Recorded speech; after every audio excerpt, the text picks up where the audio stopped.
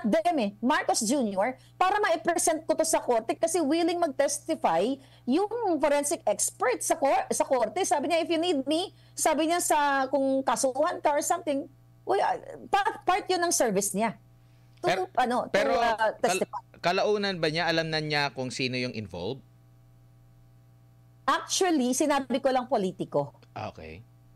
Hindi ko talaga sinabi na hindi ko talaga sinabing presidente. Sinabi ko lang politiko. Baka ngayon, baka ngayon na-google niya na kung sino. Yeah.